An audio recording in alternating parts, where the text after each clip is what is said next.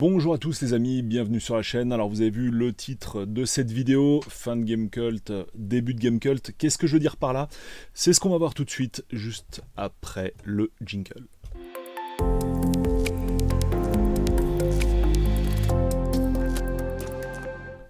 Et oui, donc on a appris une bien triste nouvelle par la voix du Twitter de nos amis de chez Gamecult. Apparemment, l'aventure s'arrête, donc c'est ce qui est annoncé sur le compte Twitter.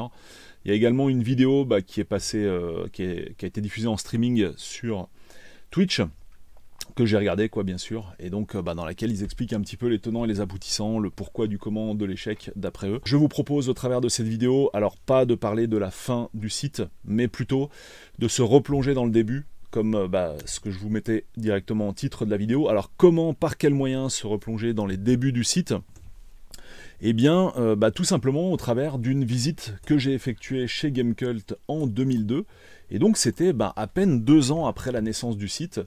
Donc voilà, on va, plutôt que de parler de mort de quelque chose pendant tout le long de cette vidéo, on va changer un petit peu de ce qu'on va voir absolument de partout, de toute façon ça c'est clair. Et l'idée c'est plus de se concentrer sur un peu la naissance du site et sur la visite que j'ai pu effectuer là-bas, puisque vous le savez, au cours de plusieurs lives, on a déjà fait un petit peu des séances photos, des séances diapos, de parcourir mes albums photos de l'époque. Et donc, cette fois, je vous propose un petit flashback direction 2002 au sein de la rédac de Gamecult. Et c'est parti. Donc, on va passer à la photo suivante avec, regardez, le X-Arcade.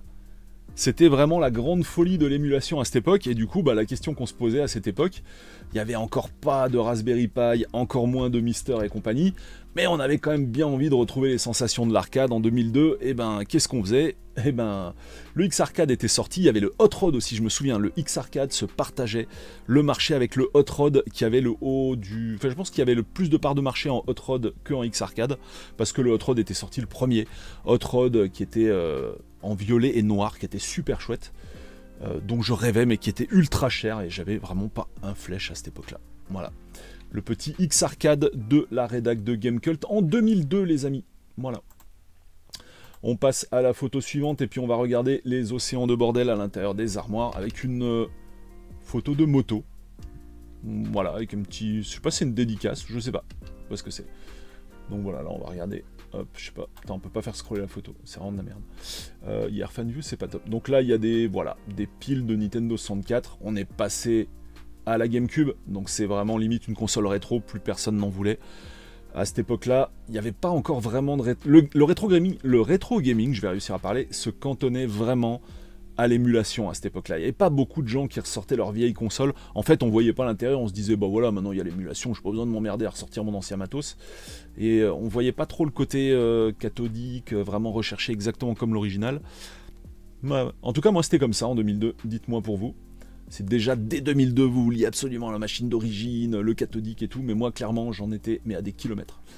Donc là-dedans on a les boîtes de GameCube, on a une manette d'Xbox, on dirait que c'est déjà le contrôleur S, et puis il y a de la Dreamcast. Voilà. Non, c'est pas gentil Futuramax.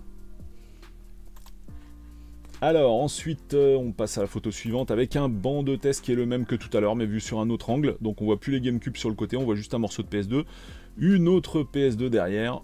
Et puis c'est toujours le même banc de test, mais on voit le dessous du banc de test cette fois, et puis on voit tout le bazar avec le volant, les pédales, la totale quoi. Voilà. Et là je pense que c'était un PC de capture, je sais pas si c'était un PC gamer. Il y a les consoles juste à côté, je sais pas, ou alors ça faisait gaming et capture. Regardez la taille des écrans en diagonale, regardez la taille de la tour, regardez la couleur de la tour. Il n'y avait pas encore de PC noir à cette époque-là, c'était vraiment uniquement du blanc quoi. C'était du beige dégueulasse quoi. Voilà. Ouais, c'est le PC de capture, regardez ici. On a là toutes les connectiques de capture. Évidemment, il y a 0 HDMI. Regardez dans cette zone-là. Je sais pas si je peux encore vous zoomer le truc. Ah ouais, voilà, ok, il faut juste déplacer les ascenseurs, putain. Voilà, on voit ici tout le matos de capture, uniquement en prise RCA, quoi. Il n'y a pas de HD, il n'y a pas d'HDMI. D'ailleurs, vous avez vu la photo? Alors, soit c'est l'appareil photo à l'origine qui a fait ce défaut, soit je sais pas, le fichier s'est peut-être altéré dans mon NAS, je sais pas. RCA, ouais, full RCA. Du blanc bien jauni aujourd'hui. Ouais, tout à fait. Ouais. En fait, ça dépend. C'est trop bizarre. Des fois, tu as des plastiques qui jaunissent, d'autres pas, même quand c'est super vieux. Même sur un même appareil, tu vois, t'as la coque supérieure toute jaune, la coque inférieure pas jaune du tout, c'est trop bizarre, quoi. Cette histoire de jaune, ça mérite vraiment une étude de matériaux approfondie. Regardez l'enfer des multiprises, en dessous, le grand canyon de la mort, bourré de multiprises dans tous les coins. Je vais me pousser, vous allez mieux voir celle-là. Une là, une là, une là, enfin il y en a de partout en fait. La rédac typique, c'était comme ça chez jeuxvideo.fr, évidemment aussi. Il y en avait aussi partout du matos chez jeuxvideo.fr, on se fera un jour une séance photo là-dessus. Alors, photo suivante, le bon rouleau de sopalin. Ce n'est pas un rouleau de PQ, je le précise. Voilà. Et puis, bah voilà, toujours le même banc de test avec du matos. Ici, regardez le multitap, je ne l'avais pas vu tout à l'heure. Multitap PS2, parce que bah, il y avait toujours 2 prises manettes sur la PS2, alors que depuis la 64, il y en avait 4 chez Nintendo. Et si tu voulais jouer à plusieurs, bah, il te fallait l'adaptateur, qui avait une gueule de PS2 verticale, c'était assez rigolo. Voilà, il y a le Gex vitre aussi, je sais pas si ça sert à nettoyer l'écran entre chaque session de jeu, je ne sais pas. Photo suivante. Donc là, nous avons Clément Apap, donc le leader du site, le boss du site Gamecult en 2002, et même, je sais pas si c'est, je crois, également le créateur du site en fait. Hein. Je crois qu'il fait partie de la team qui a créé le site, si vous pouvez me le confirmer. Pour moi, Clément Apap, c'est le créateur en fait. Il faudra regarder sur Wikipédia. Hello Karim, hello tout le monde. Voilà, donc là, en train de, je sais pas ce qu'il m'expliquait. On voit tous les torrents de câbles aussi sur la porte. Voilà, la petite poupée Barbie sur l'écran et tout, le bon vieux CRT. Et donc voilà, Clément qui avait eu la gentillesse de m'accueillir, alors que vraiment, voilà, j'étais juste un putain de vendeur de jeux vidéo dans un magasin lambda. Ouais, je regarde les nouveaux arrivants. Hello Basile. Hello, hello. Guillaume, pareil, je t'ai pas vu. Salut à toi. Voilà. Donc, admirer la qualité des photos, c'était pas mon smartphone, hein. Les smartphones ne faisaient pas de photos à cette époque. C'était un appareil photo numérique, ce qui était quand même déjà ultra en avance à l'époque. Personne n'en avait quasiment. J'avais ça parce que mon père achetait tout le temps les dernières conneries, et du coup, moi j'avais l'avant-dernière connerie. Mais c'était ultra rare en 2002 d'avoir un APN. Hein. Ça, voilà, ces photos sont prises directement en numérique sur carte compact flash. Je crois que c'était un Konica, l'appareil photo. Là, c'est moi, avec des cheveux. Putain, c'est un truc de ouf. La vieille montre Casio bien pourrie, les fringues pareil, c'est vraiment dégueulasse. Avec les bons yeux rouges. Et je sais pas, j'ai une pose particulière. J'ai à moitié les yeux fermés, c'est très bizarre. Voilà. T'as pas changé. Ouais, un petit peu quand même. Hein. Un petit peu quand même. Si, c'est moi. C'est moi, Jay. Par qui ils ont été rachetés? Ben là, tu veux dire quand, Torb? Là, le site ferme. Hein. Enfin, le site est toujours open, mais là... C'est terminé, en fait. Gamecult, c'est terminé depuis aujourd'hui. C'est annoncé officiellement sur le Twitter de Gamecult. On va rapidement passer celle-là, vous m'en voudrez pas. Merci. On retourne avec des consoles, c'est bien. En fait, je crois que c'est toujours la même photo que j'ai pris de 50 angles. Ah, bah là, on voit la pochette de mon appareil photo... Konica ou Minolta, je sais plus. Je ne sais plus. Voilà. Je sais plus, on n'arrive pas à lire en fait, les photos sont trop dégueulasses. Eh oui, tout à fait. Le jaunissement dépend du produit retardateur. Yes. T'as mieux vieilli, Polo. Bah écoute, j'espère. Voilà, la bonne vieille GameCube, les bonnes vieilles GameCube. C'est toujours la même photo, mais on voit les choses d'un peu plus près. Je sais pas si on peut voir si les consoles sont debug ou pas, s'il y a des experts dans la salle. Je sais pas s'il y avait de signes distinctifs sur les GameCube, les Play. À cette époque-là, il y en avait peut-être pas encore, je sais pas. Je me souviens plus. Mais ils avaient très certainement des consoles debug, puisque c'était déjà une très grosse rédaction. En 2002, c'était le site numéro 2 en France. Ça allait rester très longtemps. Je dirais jusqu'à aujourd'hui, en fait. Je vois pas à part jeuxvideo.com actuellement. C'est quand même les deux mastodontes, quoi. Donc voilà, tout l'océan de prise en bas. Donc moi, évidemment, quand je suis arrivé dans la rédaction, j'avais des yeux, mais en forme d'étoile, quoi. C'était le rêve, quoi. Rien que de pouvoir voir la rédac de Gamecult en vrai, mais j'étais comme un dingue. Mais vraiment comme un dingue. C'était de la folie, quoi. J'étais, mais ouais, vraiment l'adrénaline à 300%, quoi. J'étais ultra heureux de pouvoir voir ça de mes yeux vus. Tellement, j'étais fan des jeux vidéo, bien sûr, mais surtout de la presse en général. J'ai toujours été un fan de la presse. Au bordel, c'est la norme, tout ça. Quoi, le bordel qui est la norme? De toute façon, le bordel dans les rédacs, une rédac qui marche, c'est une rédac bordélique. Si t'as une rédac bien rangée, c'est pas normal en fait. J'aimerais pas travailler dans une rédac ultra bien rangée, quoi. Je ferais vraiment un boulot de merde. Donc voilà, le canyon de la mort en dessous des bureaux, avec toutes les multiprises, tout le bazar de ouf dans tous les sens. Voilà, ces photos-là, honnêtement, je sais même pas si j'étais pas passé dans la rédac pour prendre des photos, je sais même pas s'il y a des rédacs de cette époque qui ont des photos de cette qualité. En fait, quand tu bosses dans une rédac, tu prends pas des photos spécialement de ta rédac, quoi. C'est ton boulot, c'est ta vie de tous les jours. Je sais pas si j'ai beaucoup de photos de la rédac de Clubic, quoi, typiquement, je crois pas. Et du coup, bah, je suis vraiment content d'avoir pu faire ça et bah, content qu'il m'ait accueilli très gentiment, comme je l'ai dit, en début de live. Donc là, est-ce qu'on est de l'autre côté du bureau? Non, c'est toujours... Non, c'est pas pareil. Non, non, non, on est de l'autre côté. Donc là, tout ce qu'on voyait tout à l'heure, c'était de ce côté-là. Je sais pas si on voit pas un bout de ma compagne, juste derrière. Et puis là, on est de l'autre côté. Donc il y a deux autres PC, le bon gros CRT de la mort, qui n'est même pas en 16.9 hein, à cette époque-là. Et puis, bah, de nouveau, une GameCube. Donc il y en a déjà deux là derrière, plus une là.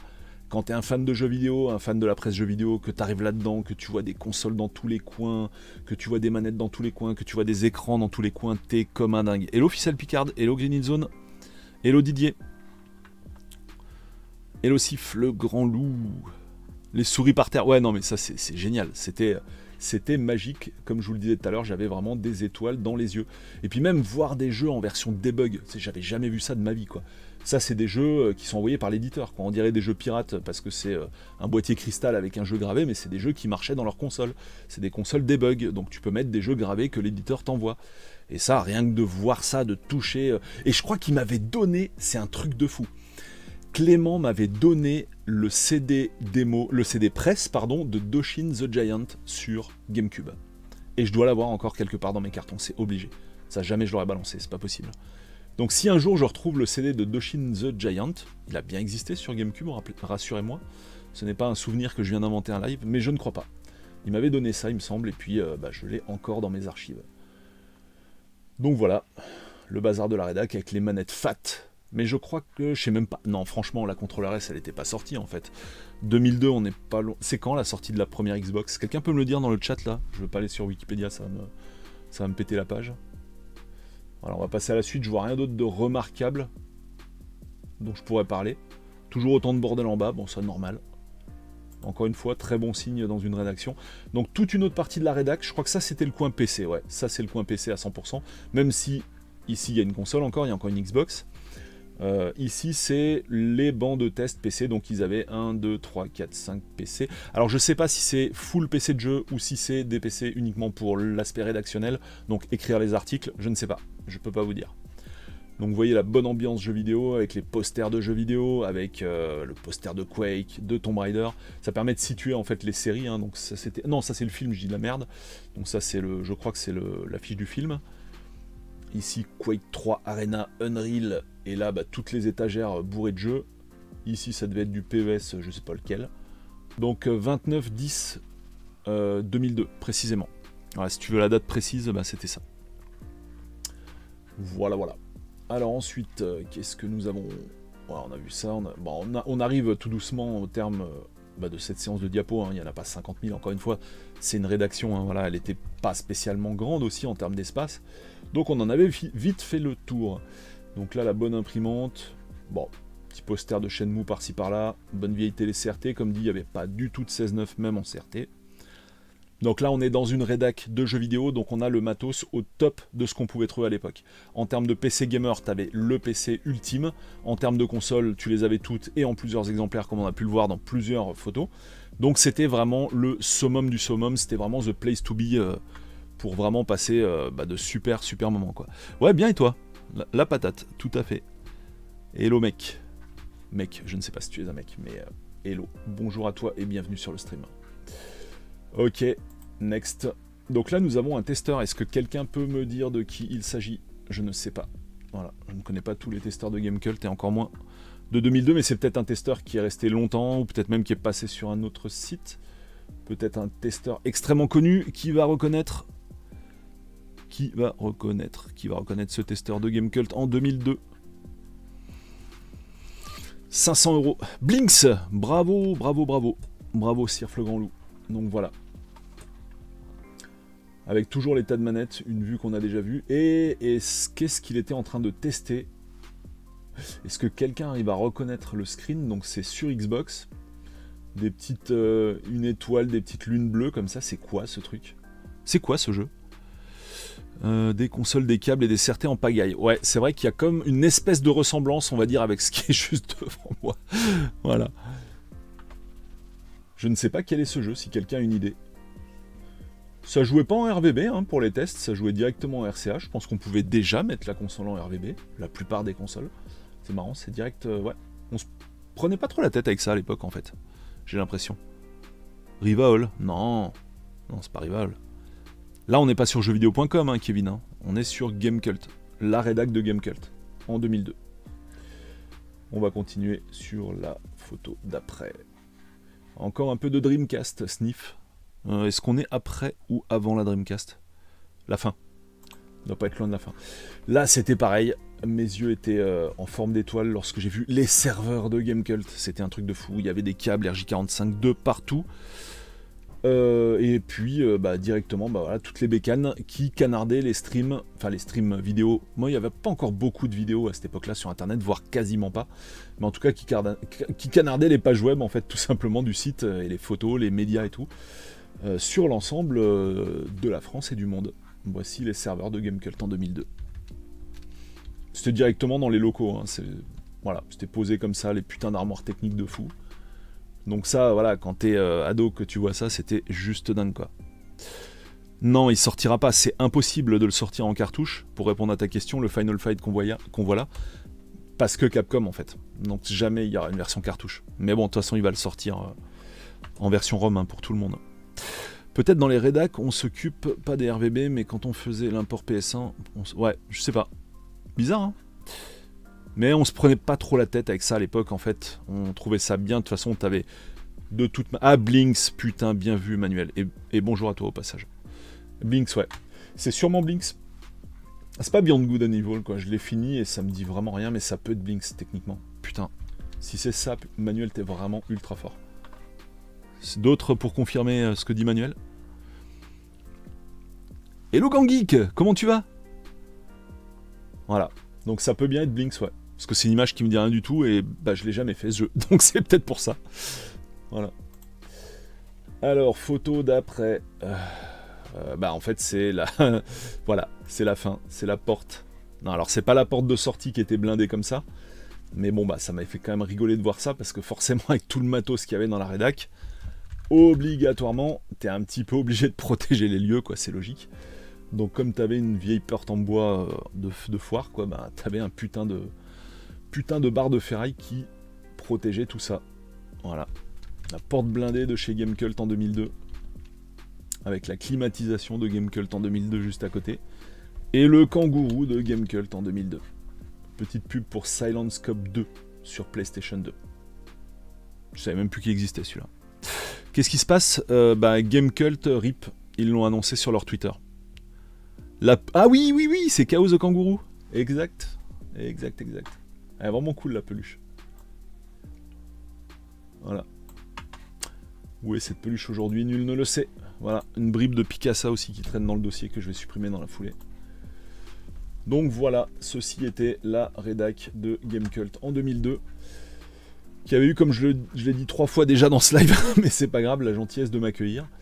Alors que j'étais vendeur de jeux vidéo à Strasbourg, dans le magasin Ultima Strasbourg. Voilà. La rue de chez Gamecult, la boîte aux lettres de chez Gamecult et la rédac. Qui était vraiment une dinguerie lorsque j'avais mis les pieds là-dedans. J'étais mais comme un dingue. D'ailleurs, la même journée, on va retourner à la racine du répertoire. J'avais visité donc le boulevard Voltaire. Alors on va peut-être pas se faire... à la limite, on peut se les faire rapidos. Donc bah là, voilà, c'était les jeux qu'on trouvait dans le boulevard Voltaire. Je pense pas qu'on va pouvoir avoir des prix à cette époque-là, tiens. Et juste après, je vous montrer une autre rédaction, même si je l'ai pas mis dans le titre. On voit pas les prix. Hein. Donc là, on est voilà, dans le 11e, boulevard Voltaire en 2002, pile au moment où je suis allé voir la rédac de Gamecult, qui était pas si loin, il me semble, je sais plus.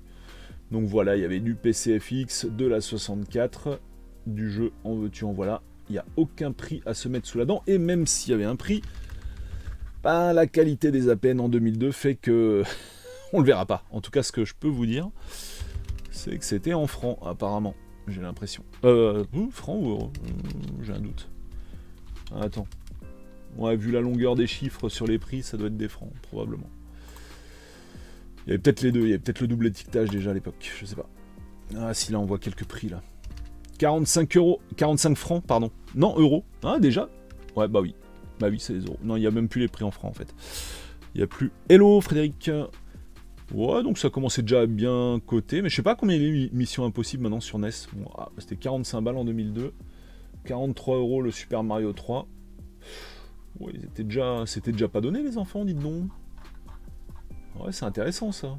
Il y a quand même quelques prix qu'on arrive à voir. 45 euros le Mission Impossible. Top Secret épisode, je sais pas ce que c'est. Les autres, j'arrive pas à voir les prix, on va regarder si on arrive à choper d'autres prix. Je sais pas ce que c'était cette boutique là. Si quelqu'un, un taulier de la boutique se reconnaît sa boutique en 2002. Donc là, une GameCube démontée pour réparation ou je ne sais quoi, mais pas de prix à se mettre sous la dent, ou si tout plein, mais qu'on pourra pas lire en fait, la photo est pas assez bonne. Donc là, c'était une salle de jeux en réseau en 2002, et oui, souvenez-vous, il y avait des salles de jeux en réseau. Maintenant, bah, tout le monde a son PC chez lui et joue chez lui. Et plus personne ne se rencontre IRL du coup. La PCFX, elle coûtait combien? Petite PCFX, 363 euros, on dirait. Je ne sais pas si c'est vraiment le cas. Ouais, 369,22 euros. Attention, la PCFX. Je pense que maintenant c'est beaucoup plus. Hein. J'en sais rien, j'ai pas regardé les prix, mais je serais pas étonné que ce soit plus. Non, ouais, c'est ça. On dirait bien 300, 360, un truc comme ça. Cette console des enfers. Et puis, voilà, les derniers petits jeux qu'on trouve dans la... Enfin, jeux ou consoles qu'on trouve dans la vitrine. La belle GameCube violette. Celle-là, j'aurais adoré l'avoir à cette époque-là. C'était combien? Moi, j'arrive pas à lire. Frédéric, tu vas relire mes Joypad Console Plus 2. Je vais relire mes... Ah oui, mais ça, c'est toujours des bons moments, se plonger dans ces magazines. Les bons articles de Destroy. Et tout ça. Et puis, eh bien, j'avais rendu visite. Alors là, pour le coup, il y a 3 photos, donc on peut se les mater quand même vite fait dans la foulée. Au secours, au secours, pitié. Je vous demande de vous arrêter. Oui, donc ça c'est moi et Seb d'Overgame. Overgame, souvenez-vous de ce jeu qui était excellent. Ouais. Quelqu'un a dit Seb? Non, coucou Maiden. Voilà, c'était Sébastien d'Overgame et je voulais voir Bliss d'Overgame, mais il n'avait pas voulu se montrer. Donc je n'avais pas pu le rencontrer. Voilà. Donc Overgame, c'était un site que j'adorais, dans lequel il y avait très peu de sites, mais de... Oula, je suis fatigué, il est tard. Il y avait très peu de tests, mais le peu qu'ils faisaient, bah, c'était vraiment des analyses ultra poussées, et c'était vraiment cool de les avoir. Et j'étais sur leur site tous les jours, au même titre que clubic.com. Voilà.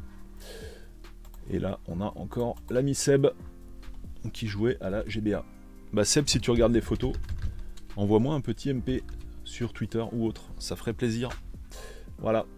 Je lui montrais, je sais pas ce que je lui montrais sur la GBA, peut-être l'afterburner, peut-être j'avais posé un afterburner, vous savez, le rétroéclairage, enfin le front light, qu'on pouvait installer en bidouillant sa console, puisque l'écran n'était pas rétroéclairé sur cette console, ce qui fut une de mes grandes déceptions. Hello Florian, ouais. Alors, juste un changement de rédac. Il ne s'arrête pas, c'est juste... Ouais. Si, ça s'arrête en fait, globalement. Le site perdure, mais il y a une grosse partie de l'équipe qui part, quoi. Donc après, le fonctionnement va être différent. Voilà, la rédac c'est fini. C'est ça, exactement. RIP le Game Cult comme on l'a connu, si vous préférez. Avec les têtes qu'on a connues. Hop.